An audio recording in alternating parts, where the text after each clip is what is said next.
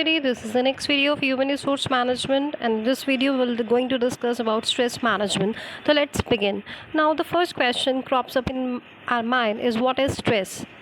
It is a condition of feeling exhausted when a person perceives that demand on his mental, physical and financial capabilities exceeds the personal and social resource that he is able to mobilize. समझते हैं, जब से हमने जन्म लिया है और अंत तक, जब तक हम अपनी आखिरी सांसें लेते हैं, एक इंडिविजुअल को डिफरेंट स्ट्रेसफुल सिचुएशन से एक्सपोज होना पड़ता है।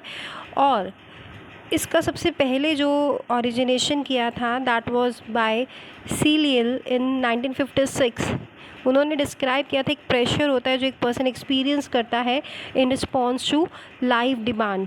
तो ये जो लाइफ डिमांड होते हैं, यानी these demands are refer to as stressors. और जो स्ट्रेस होता है पॉजिटिव नेगेटिव दोनों ही हो सकता है। अकॉर्डिंग टू सीलियल, जिन्होंने स्ट्रेस की डेफिनेशन दी, उनके हिसाब से एक ऐसा प्रेशर होता है जो व्यक्ति फील करता है, एक्सपीरियंस करता है in response to life demands. और ये जो डिमांड्स होते हैं इनको स्ट्रेसर्स बोला जाता है। और ये बहुत सारे life events like physical factors, like ठंडी, बहुत ज़्यादा गुस्सा आ रहा है, बहुत पेन हो रहा है, इन्वायरमेंटल कंडीशंस हैं, पर्सनल थॉट्स हैं, उनकी वजह से होता है। तो ये जो स्ट्रेस होता है एक टेंशन, एक स्ट्रेन और एक प्रेशर होता है जो किसी सिचुएशन से अराइज होता है, और that requires us to use, adapt और develop new coping skills. Now the next question crops up कि what are the symptoms of stress? कैसे पता चले कि स्ट्रेस हो रहा है? तो इसको हमने दो पार्ट्स में डिवाइड किया है। वो first one is physical symptoms, another one is behavioural symptoms. सबसे पहले फिजिकल सिम्टम्स, यानी जो हमारी बॉडी में दिखते हैं, लाइक हमारी परफॉर्मेंस पुअर होनी शुरू हो जाती है, हम बीमार होने शुरू हो जाते हैं, हमारी हथेलियाँ ठंडी हो जाती है, उसमें पसीना आना शुरू हो जाता है, हेडेक होना शुरू हो जाता है, जॉ में पेन, हार्ट बर्न, डायरिया, ऐसे सिम्टम्स होने शुरू हो जाते हैं। बिहेवियर में क्या चेंजेस आते हैं, क्या नेगेटिव चेंजेस आते हैं? इनफैक्ट बहुत सारे लोग अल्कोहल का या ड्रग्स के चंगुल में फंस जाते हैं, उनके रिलेशनशिप्स ख़राब हो जाते हैं, वो अपना जो सोशल सर्कल है उसको बहुत रिस्ट्रिक्टेड कर देते हैं, इसके साथ भूख लगनी कम हो जाती है, इरिटेटेड हो जाते हैं, बहुत जल्दी चिढ़ना शुरू कर देते हैं, बात बात पे रोना शुरू कर देते हैं। तो ये कुछ सिम्टम्स हैं जो कि स्ट्रेस होने के बाद होने शुरू हो जाते हैं। Next is, what are the sources of stress at work? Stress is a reality of life. बहुत सारे ऐसे सोर्सेज होते हैं, ऐसे फैक्टर्स होते हैं जो स्ट्रेस को बढ़ा देते हैं। आइए कुछ डिस्कस करते हैं। सबसे पहले है इंट्रेंसिंग टू जॉब। इसके अंदर सबसे पहले है वर्क ओवरलोड।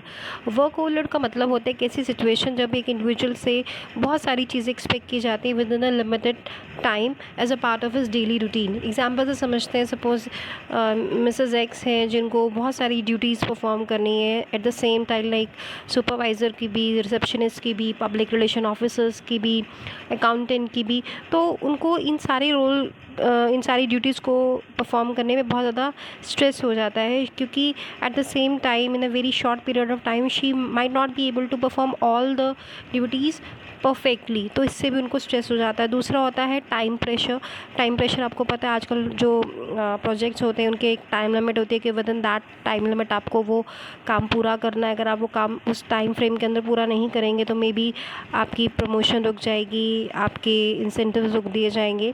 तो ये एक अलग तरह का प्रेशर होता है। अगला है जो ऑर्गेनाइजेशन के अंदर हमारा रोल है, उसके रिगार्डिंग भी बहुत ज़्यादा स्ट्रेस हो जाता है। पहला समझते हैं रोल एम्बिग्विटी। एम्बिग्विटी का मतलब होता है कन्फ्यूजन, यानी कि जो कन्फ्यूजन अराइज हुई है फ्रॉम द जॉब इटसेल्फ, कि when the employ does not know what is expected of him और हर और how to go about doing the job. मतलब उसको क्लैरिटी नहीं है कि उसको करना क्या है। सपोज़ एक नया एम्प्लॉय कोई ऑर्गेनाइजेशन ज्वाइन करता है तो उसको छोड़ दिया जाता है, nobody tells him what the expectations of him और what is role all about। तो जो न्यू कमर है उसको बहुत ज़्यादा एम्बिग्यूटी है रिगार्डिंग द जॉब ड्यूटीज़। या अगर हम ओल्ड एम्प्लॉय की बात करें तो उसको कोई रिस्पॉन्सिबिलिटी दी जा रही है और उसको कैसे करना है बहुत कम जानकारी के साथ उसको बताया जा रहा है। एग्जाम्पल से समझते हैं, सपोज एक प्रोडक्शन मैनेजर है, वो एक फॉरमैन को बोलता है कि 500 यूनिट्स स्टील लूड्स के मैन्युफैक्चर करने विद इन नेक्स्ट 5 days। और सब कुछ उसके ऊपर छोड़ देता है, ये भी नहीं बताता है कि उसको कितना कॉस्ट इनकर करना चाहिए, कितना वेट होना चाहिए, डिज़ाइन कैसा होना चाहिए रोड्स का, कौन कौन से सपोर्ट यूनिट उसके साथ हैं, कितनी लेबर यूज़ करनी है। तो यहाँ पे एम्बिग्विटी की वजह से, कन्फ्यूजन की वजह से भी स्ट्रेस हो जाता है। अगला है रोल कॉन्फ्लिक्ट। रोल कॉन्फ्लिक्ट तब होता है जब दो या दो से अधिक व्यक्ति को, जो कि डिफरेंट या समटाइम्स अपोजिट उनकी एक्सपेक्टेशंस होती है फॉर गिवन इंडिविजुअल, मतलब कि जब उनकी जो डिमांड्स होती हैं वो कॉन्ट्राडिक्टरी हैं। एग्जांपल से समझते हैं, जो एडवर्टाइजिंग मैनेजर है उसको पूछा गया, उसको बोला गया है कि एक क्रिएटिव एड कैंपेन बनाया जाए। On the other hand, time constraint is put upon him. Both the rules been in conflict with each other. एक साइड तो उसको बोला कि बहुत क्रिएटिव आर्ट बनानी है जिसके अंदर बहुत टाइम लगना है, और दूसरी साइड उसको एक टाइम लिमिट दिया जा रहा है। तो यानी कि he is in a conflict कि how to perform that role perfectly. दूसरे एग्जांपल ले सकते हैं कि एक पुलिस ऑफिसर है, उसको एक वेडिंग में इनवाइट किया हुआ है फ्रेंड की, तो जो गेस्ट हैं वहाँ पे ड्रग यूज़ कर रहे हैं which is against the law. तो उसमें रॉल कॉन्फ्लिक्ट हो गया कि whether he should perform as a duty of police officer और he should behave like a friend. तो कई बार ऐसा ऑर्गेनाइजेशन के अंदर हो जाता है कि बहुत सारे रूल्स के अंदर आपकी कोई लिमिटेशंस होती है जिसकी वजह से आप अपना रोल पूरी तरह से परफॉर्म ठीक से नहीं कर पाते हैं। Other sources of stress are organisational structure. Organisational structure के अंदर हम डिफ़ाइन करते हैं कि what are the degrees of rules and regulations, कि हम डिसीजन कैसे लेंगे। कई बार क्या होता है, जो रूल्स रेगुलेशंस होते हैं बहुत ज़्यादा स्ट्रिक्ट होते हैं, या जो एम्प्लॉयज़ का पार्टिसिपेशन बहुत ही कम होता है, जिसकी वजह से एम्प्लॉय की परफॉर्मेंस पर प्रभाव पड़ता है और वो स्ट्रेस में आ जाता है। अगला है लिमिटेड रिसोर्सेज। कई बार ऑर्गेनाइजेशन के अंदर रिसोर्सेज बहुत कम होते हैं जिसकी वजह से गोल्स को अचीव कर पाना कई बार बहुत मुश्किल हो जाता है, और it is other source of stress among employees. Next is task interdependence.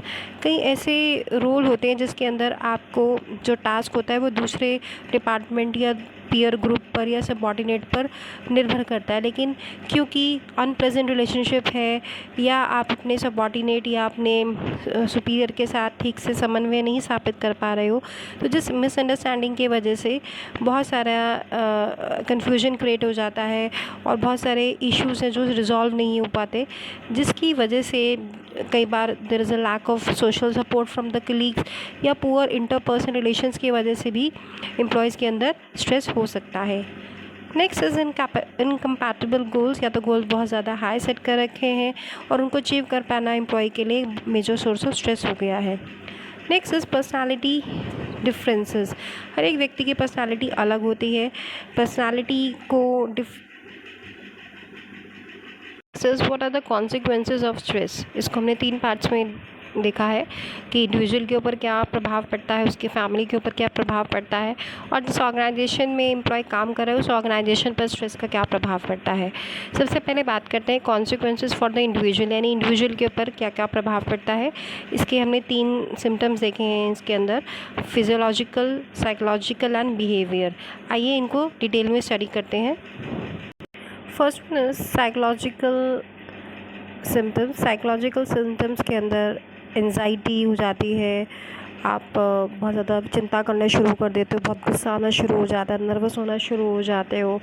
इसके साथ साथ डिप्रेशन होना शुरू हो जाता है, आप हमेशा दुखी रहते हो, आपकी सारी उम्मीदें कम हो जाती हैं, अपने आप को गिल्टी फील कराते रहते हो, हर एक्टिविटी में आपका इंटरेस्ट ख़त्म हो जाता है, आप की भूख कम हो जाती है, the person is not able to concentrate properly, suicide जैसे थॉट्स आने शुरू हो जाते हैं, सेल्फ एस्टीम बहुत कम हो जाती है, नींद नहीं आती है, फ्रस्ट्रेटेड फील करता है, और एक बर्नआउट की स्टेज आ जाती है। Burnout is a state of emotional, physical and mental exhaustion caused by excessive and prolong stress. बहुत ज़्यादा हो जाता है तो बर्नआउट सिचुएशन आ जाती है।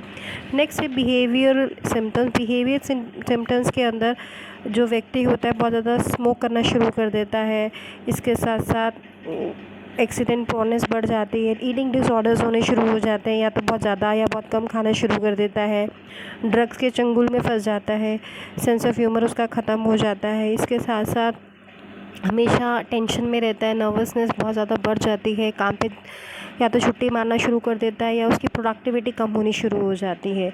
अगला जो होता है वो होता है फिज़ोलॉजिकल सिम्टम्स। फिज़ोलॉजिकल सिम्टम्स के अंदर ब्लड प्रेशर बढ़ जाता है, हेडेक होना शुरू हो जाता है, हार्ट डिजीज़ बढ़ जाते हैं, नींद कम आती है। इसके साथ साथ सबसे बड़ा जो ड्रॉबैक होता है वो होता है कि आप डिससेटिस्फाइड होना शुरू हो जाते हैं, जॉब से आपका मन उठ जाता है। इसके साथ साथ रिसेंटमेंट आनी शुरू हो जाती है, आप अपने कंसंट्रेट नहीं कर पाते, डिसीजन टेकिंग एबिलिटी बहुत कम हो जाती है। कि इसके साथ साथ आपका लोगों पे एक नियंत्रण कम हो जाता है, क्योंकि आप बहुत ज़्यादा स्ट्रेस हो, बहुत ज़्यादा डिससेटिस्फाइड हो। तो ये बहुत सारे एक सिम्टम्स हैं जो कि इंडिविजुअल पर होते हैं विद एक्सेसिव स्ट्रेस। नेक्स्ट है फैमिली के ऊपर क्या प्रभाव पड़ता है स्ट्रेस का, स्पेशली जब कपल में दोनों ही यानी हस्बैंड वाइफ जॉब करते हो, तो क्योंकि उनके ऊपर बहुत ज़्यादा बर्डन होता है, यानी they are over burden with both managing family and work life perfectly. तो स्ट्रेस हो जाता है, एक्सपेक्टेशंस बहुत ज़्यादा हाई होती हैं। इसके साथ साथ जब स्ट्रेस ज़्यादा हो जाता है तो सोशल और जो कल्चरल डायलेमा होता है, यानी कि they are not able to manage it properly, work and family को, अपनी पेरेंटल रिस्पॉन्सिबिलिटीज़ को ठीक से नहीं निभाते, कंपटीशन बहुत ज़्यादा होता है वर्क प्लेस पे, जिसकी वजह से हमेशा वो स्ट्रेसफुल रहते हैं। नेक्स्ट है कॉन्सिक्वेंसेस ऑन ऑर्गेनाइजेशन। तो एक ऑर्गेनाइजेशन पर क्या प्रभाव पड़ता है। पहला है एब्सेंटिज़म, यानी जो एम्प्लॉय है छुट्टी मारना शुरू कर देता है, टर्नओवर कम हो जाती है, उसकी जो प्रोडक्टिविटी है, परफॉर्मेंस है, वो कम होने लग जाती है। कस्टमर्स लॉस होना शुरू हो जाते हैं क्योंकि they develop poor attitude towards worker. इसके साथ साथ कंपनसेशन क्लेम्स बढ़ जाते हैं, हेल्थ इंश्योरेंस बढ़ जाता है।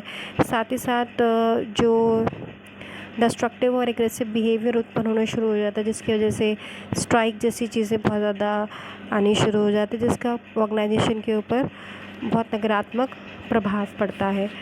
तो जो एम्प्लॉय की जो स्ट्रेस की कॉस्ट है ऑर्गेनाइजेशन को in the terms of loss profit and declining assets भुगतनी पड़ती है। कंपनी की इमेज ख़राब हो जाती है। इसके साथ साथ फ्यूचर बिजनेस लॉसेस सामने दिखते हैं। तो स्ट्रेस ऑर्गेनाइजेशन के लिए ठीक नहीं होता है। आई होप आपको स्ट्रेस समझ में आ गया होगा। आपको कोई भी डाउट है इस टॉपिक से रिलेटेड तो आप कमेंट सेक्शन में पूछ सकते हैं। Thanks a lot for watching the video. Keep learning.